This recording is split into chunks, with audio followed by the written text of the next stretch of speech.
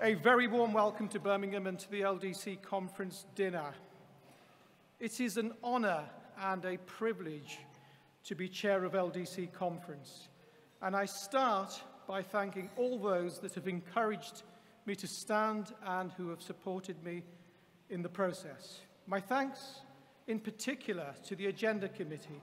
That's your immediate past chair, Joe Hendren, chair-elect Leah Farrell, conference treasurer Will Newport, Agenda Committee members Alison Lockyer, Stuart Allen, Russell Gidney. My year would have been impossible without the incredibly hard-working BDA support staff. That's Alex Chenick, Fiona Feltham, Susie Mulcahy. I'm indebted to you, ladies. Thank you very much.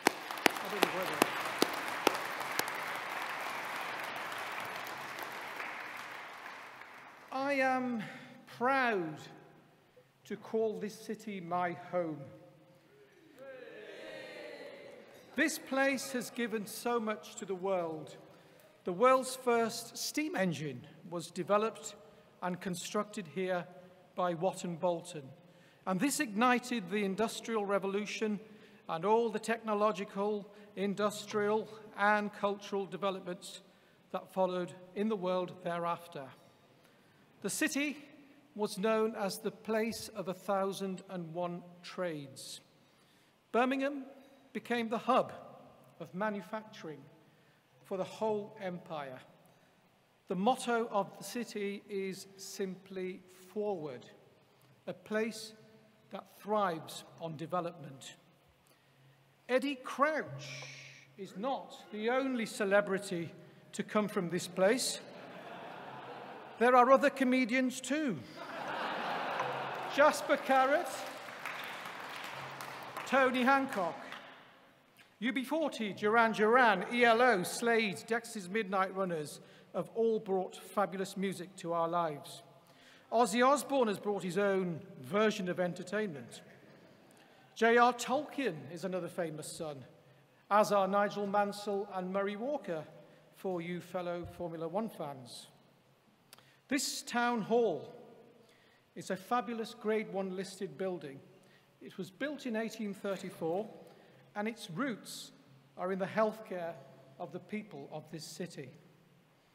This building became the home of music festivals.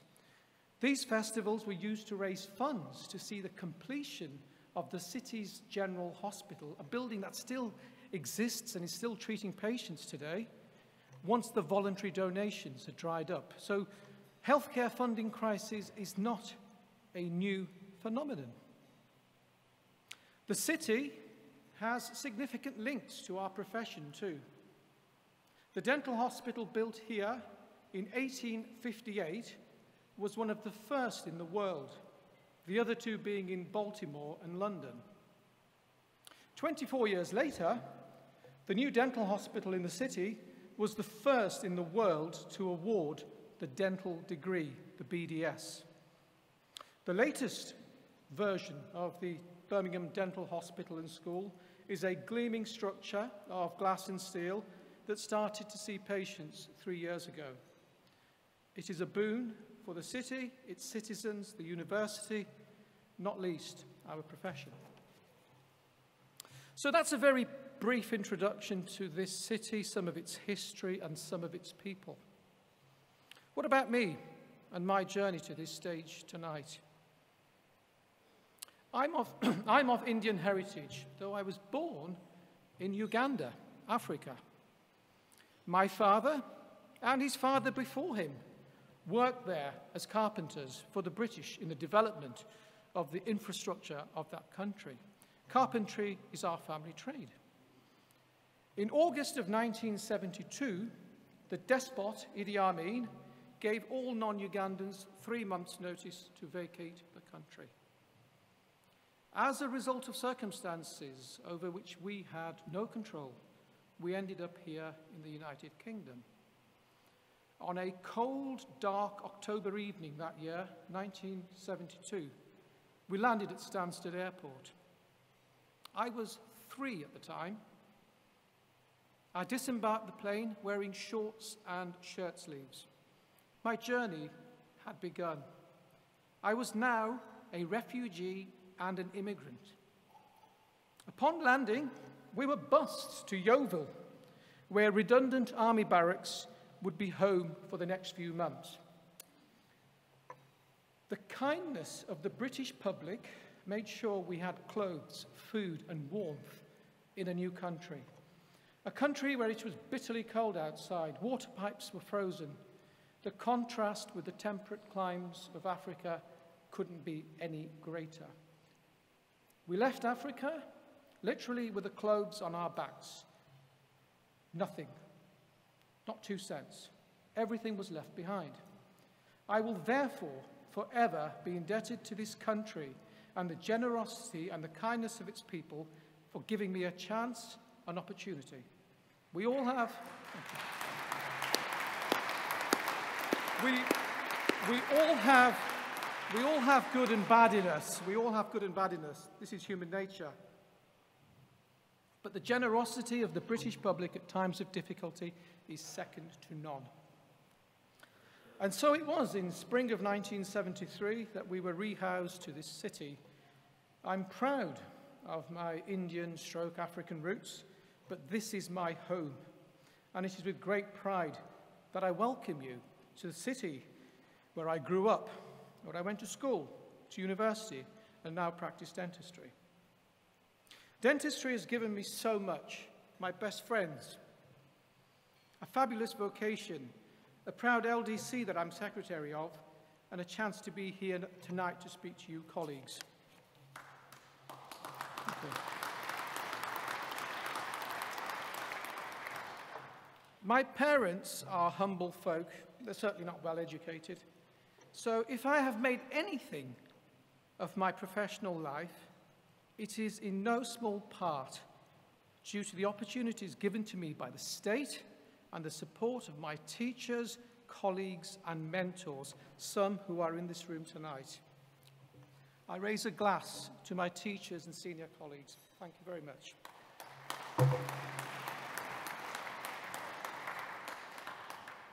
Let me move on to why we are here now, dentistry. People often ask me why I still provide a full NHS dental service to all my patients. I do not have an answer that makes sense, and certainly not financial sense anymore. Perhaps I'm foolhardy, but one thing I have learnt in life is it's best to be yourself. Don't change, do what you think is right. I've spoken about my modest roots, coming to a country with nothing. I do a job which is rewarding, where most of my patients live on the same side of the railway tracks that I grew up on. I can relate to my patients, and I genuinely have a passion for real wet-fingered dentistry. In the sort of practice where I work, alleviating dental pain is a very significant feature of my day-to-day work. Many of my patients are irregular attenders, and despite this, it is satisfying to get them out of pain. Any pain is awful, but dental pain, acute dental pain, can be insufferable. Ladies and gentlemen, we are in a privileged position. There is no branch of medicine or surgery where immediate pain relief is provided on a daily basis. I therefore resent being told I am, or I will be, a Tier 1 practitioner. I am a general dentist.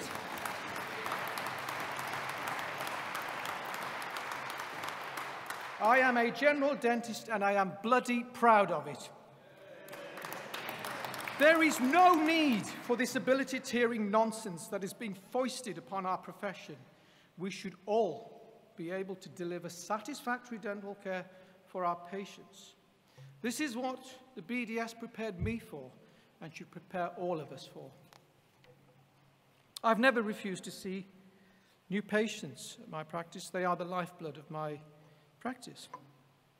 I'm proud to work within the NHS, despite all the issues. Yes, I make an operating loss on some of these cases, but I look at the bigger picture at the end of the year, and with the exception of 1 year when I had a slight altercation with my car, I've always been in the black.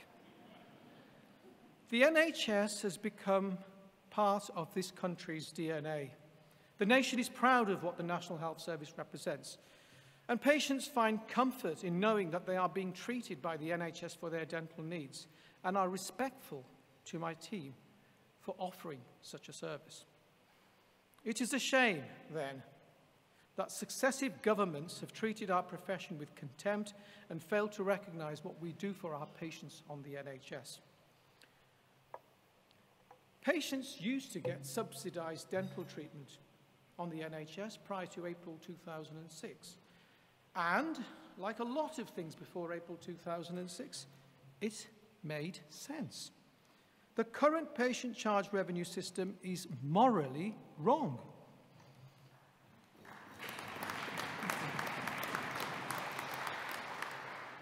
I now speak briefly for so many colleagues who work in practices like mine, but who have no interest in dental politics. They'll never be seen in a gathering like this, who are simply happy to treat their patients and go home, spend time with their families.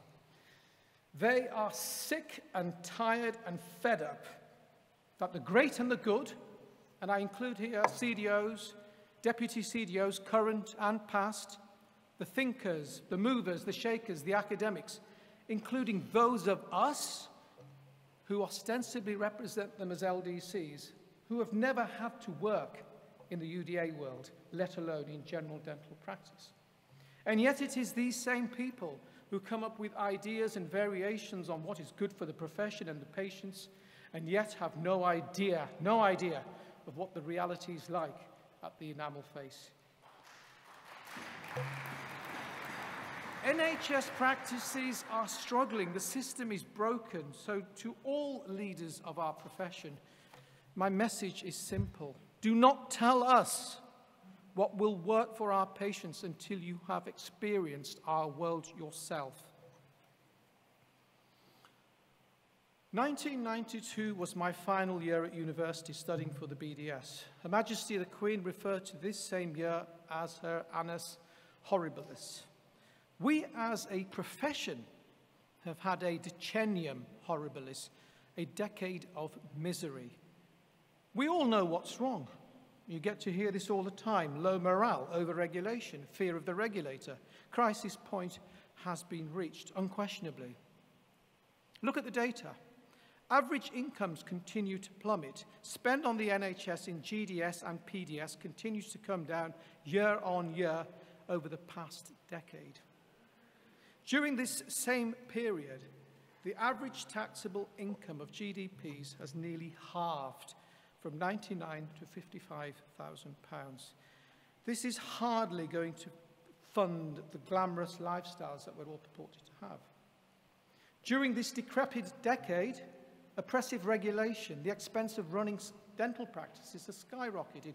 More time than ever is spent on doing non-clinical work. Colleagues are doing more for less, often failing to make legitimate claims so they do not become outliers and face the area team stormtroopers. This is wrong. Surveys, time and again, demonstrate that increasingly more colleagues are looking to get out at the earliest opportunity. The mental and the physical stress of this has an impact on our health, physiologically and psychologically. It has become a dangerous vocation. The unfortunate patients are totally oblivious to all of this. We continue to treat them in the same professional manner we always have. I would argue that the service they now get, through not necessarily a fault of our profession, is poorer than ever for a multitude of reasons.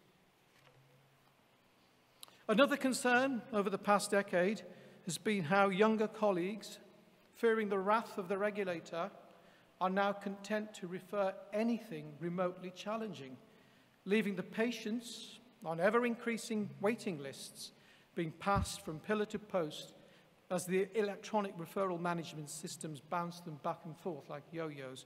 How does this protect the public, Dr. Moyes?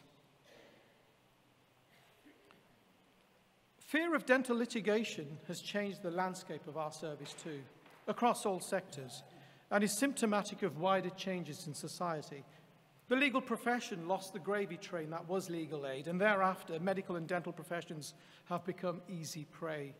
Regrettably, our own profession has done little to offer resistance to demands made by law firms when they go raking through patient record cards. I'm sorry, but the indemnity organizations have a lot to answer for here.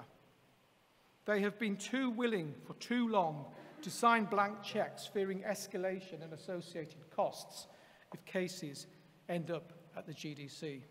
Thank you. Allow me to give you an example of what I mean. I was recently at a lecture given by one of the indemnity organizations on the subject of record keeping.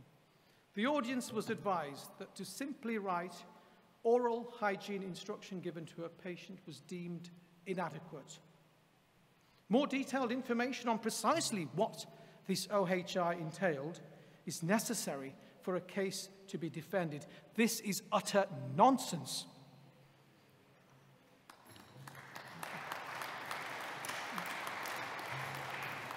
More resistance has been needed rather than placating the parasitic lawyers and the General Dental Council. The reality is that the vast majority of us do an exceptional job for our patients. Sometimes things do go wrong. We are human, and nobody except the ambulance-chasing lawyers and the GDC seek perfection in an imperfect but functioning world. The GDC and these lawyers are far from perfect themselves. The problem is that we have lost sight of common sense in all matters related to the provision and delivery of dental care. As a young associate, I had the privilege of working with some very highly skilled dental surgeons. Their clinical work was good. They were modest. They didn't necessarily seek additional recognition or medals. The BDS was sufficient. There was never any need identified for tearing, and the only patients that we referred were those that needed general anesthetics and the occasional denture patient that we could never satisfy. We just did the work. The handwritten notes, though brief, had a human feel, and the trained eye could decipher exactly what had been done. Today, we are forced to type ludicrous amounts of rubbish in the patient notes.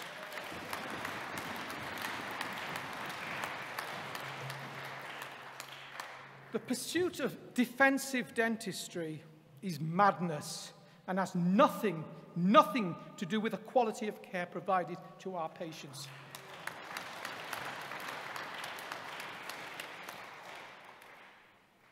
Somebody tell me, please tell me why we were wrong before and why our current culture is the way forwards. Simple. Linked to this, there is nothing wrong with being a generalist. Why do the powers that be assume that we all want to be or indeed need to be specialists? Our patients need general dental practitioners.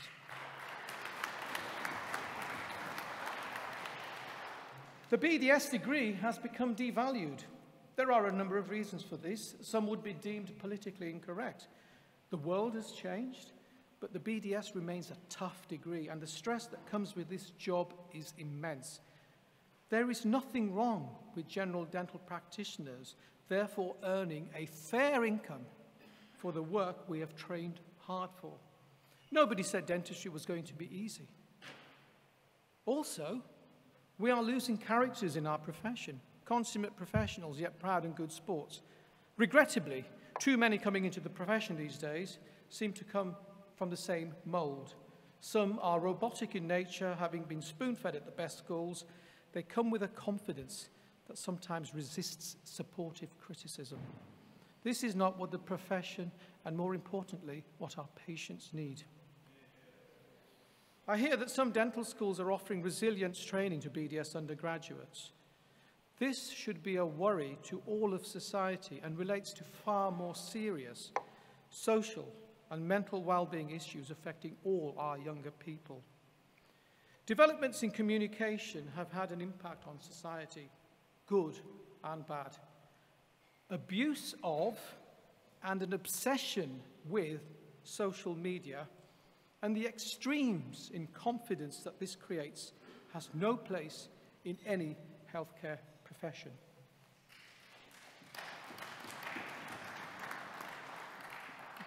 The old guard I made reference to earlier were great company to be with. They had a sense of humour. Their lives were sometimes colourful. There's nothing wrong with that. They were good as clinicians, they were competent, they were safe, and the patients liked them. Best of all, they did dentistry. I want to speak now about the future and how we can stop this rot. Solutions can and must be found. A common theme for me tonight has been simplicity. Do not go looking for complex answers to simple problems. If anyone is in doubt about where we are heading as a profession, then I would direct them to the outcomes of the National Orthodontic Procurement. Good, respected clinicians are losing their contracts overnight, often to faceless corporates. These corporates have teams of personnel who it is impossible to compete against in winning tenders by wet-fingered real dental clinicians. When are NHS England and the department going to understand the real meaning of value for money? It is not about the cheapest UOA or the cheapest UDA, and that's before we consider the cost of these wretched procurements. We have a despicable contract. It is unfair to the patients, to the profession, and to our patients. Its proposed replacement is not better.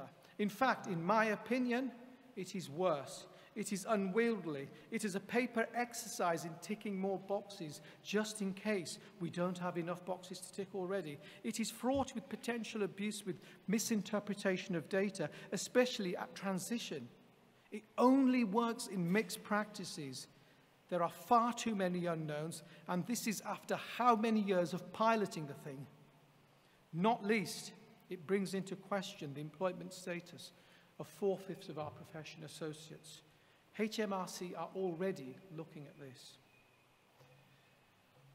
Let's just step back and look at the bigger picture. At the inception of the NHS, the whole service cost £9 billion in today's money. The current budget for NHS England alone is £122 billion. This cost has practically doubled since 2000. And the reasons for this are clear to all. An increasing aging population, advances in medical and surgical care. Additional spend on NHS dentistry since 2000, however, has not doubled. It has dropped. We cannot go on like this. There are significant challenges on the horizon for the National Health Service. The recent epidemic in childhood obesity and the links to type 2 diabetes is a time bomb ticking. Sugar is now known to be a killer. What message could be stronger? Any public education campaign should include the harm that these same refined carbohydrates are having on the dentition of our children. Perhaps it's time to start pressing the government to force manufacturers to show pictures of decayed teeth on soft drinks and confectionery packaging in the same way that cigarette packets now show the harm that cigarettes cause.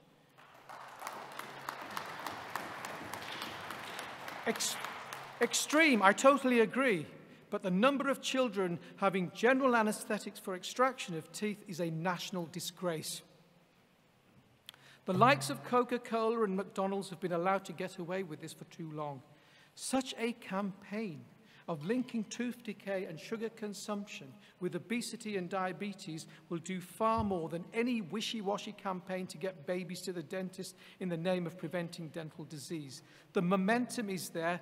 Obesity is killing people, putting massive strains on the NHS. Public Health England need to educate. It is very, very simple. Which brings me on to the whole prevention agenda. We all extol the virtues of preventative care. There is nothing wrong with this. But we must all be capable of fixing problems too. Treatment is also prevention. Please do not lose sight of this when we are in discussions with the department. And equally, we need paying appropriately for both.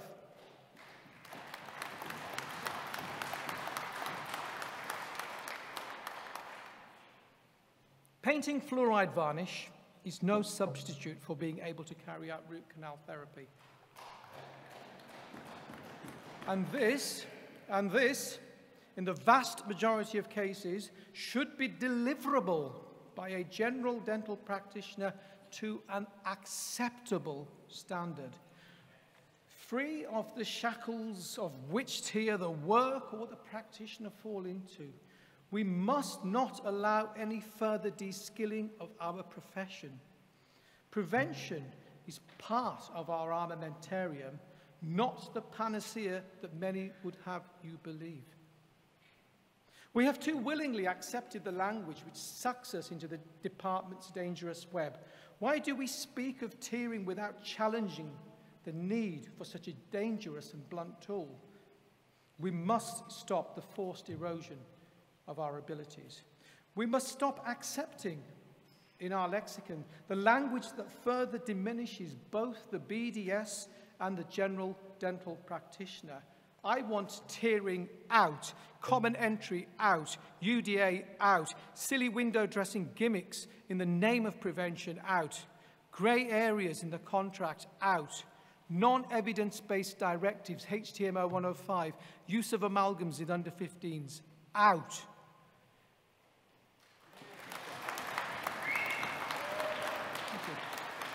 Incidentally, the harm, and we had motions touching on this afternoon, incidentally, the harm that our profession is doing to the environment as a result of HTMO 105 really needs addressing urgently. The world is looking to use less plastic, save resources. What do? We're going in the opposite direction. Where is the common sense? With the new language have come new structures, taken from the medical world.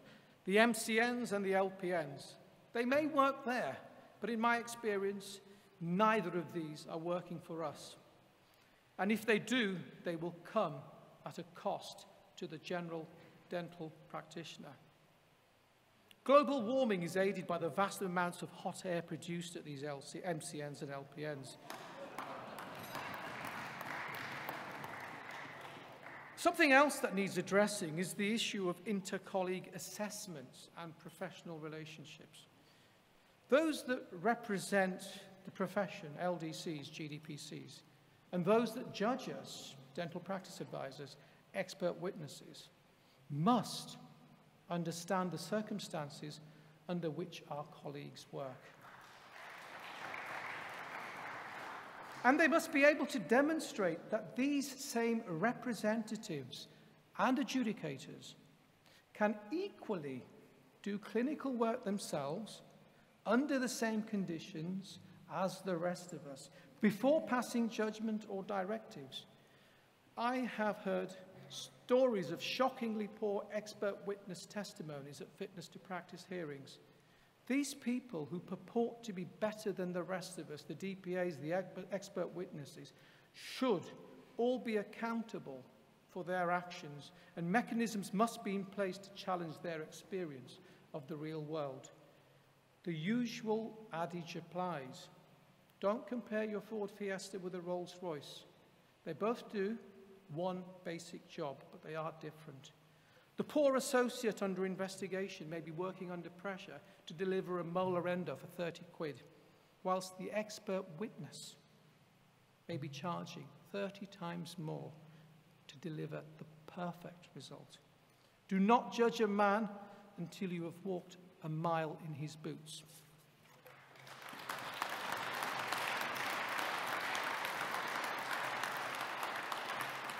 Linked to this is the disturbingly high number of inter-colleague referrals to the General Dental Council for non-clinical matters because professional relationships have broken down. This is unprofessional behaviour and again symptomatic of wider social changes related to the demise, sadly, of professional values.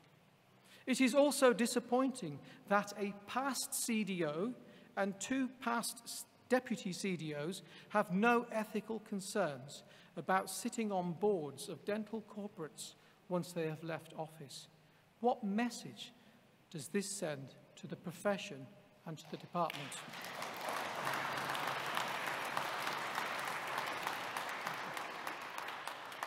A common theme throughout for me has been a no-nonsense approach to tackling our problems. Keep things simple, and there can be solutions found.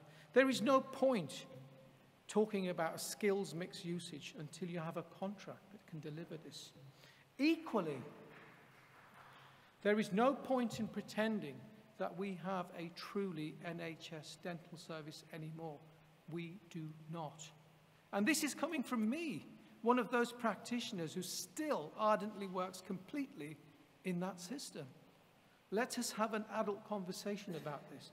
Perhaps the time has finally come to say, those that need the treatment most, receive it, paid for by the state. This could be based on inability to pay by the patient, or based on what they need. Pain relief must be available to all on the National Health Service. This is essential for any first world nation. So these are some of the things that must exercise the new chair of GDPC, whomever that might be. And here, I ask my GDPC colleagues to choose carefully at the forthcoming beauty pageant. As the prospective runners and riders parade themselves in the swimsuit category, do not worry too much about the vital statistics and all the fluffy stuff that comes with these campaigns, the love of furry animals and children, the desire to travel the world and save it at the same time. What we do want from the new chair of GDPC is strong leadership, total focus, and a selfless desire to make strong representation. This individual must challenge all the wrongs that I have mentioned tonight and immediately reverse the ebb in power and position of the general dental practitioner. The clue is in the title, GDPC. If the NHS dental service has become an irritation to the department, then the new chair will need to challenge their thinking. And we as a profession need to give them, the department, some solutions. The prototype nonsense is an agonizing charade that needs to stop. It is only working for those that make it work and in mixed practices where the private income is holding the thing together. Treatment is prevention. Please do not lose sight of this. And most importantly, as I've said, they both need paying appropriately for. As the dental budget is reduced year on year with ever-increasing clawback, the longer we delay a replacement to our current contract, the less money there will be left to start the reformed contract with. There is now a desperate need to stop and reverse the clawback of monies from NHS dental services. Otherwise, it really will be game over. The GPs have an access problem, so we are told. Billions are found from down the back of the sofa to help them. And on top of that, they get Crown indemnity plus costs to help them recruit more staff to ensure GDPR compliance. Where is the parity? So, there you have it. The message from your chair of Conference 2019 is, we must stop being led up garden paths that suit the department. We must stop dancing to their every tune. If we collectively say no, no, no, who will deliver the work? Fix broken teeth, not just paint fluoride varnish. We are dentists. We must get our patients on side. We must educate them on why they deserve a better deal. The time has come to stop nailing pretty frame pictures to surgery walls, encouraging babies to come to the dental practice when the building around us is falling apart. We are the most resilient of all primary care providers, and there is no reason to be modest about this. We should be proud of what we have achieved for the nation's dental well-being. We have so much to offer, far more than any government will give us credit for. General dental practitioners must remain head of the dental team not just part of that team. We still have some power. It is time to use it for our patients, for our younger colleagues, for the sake of our profession. It is time to take back control.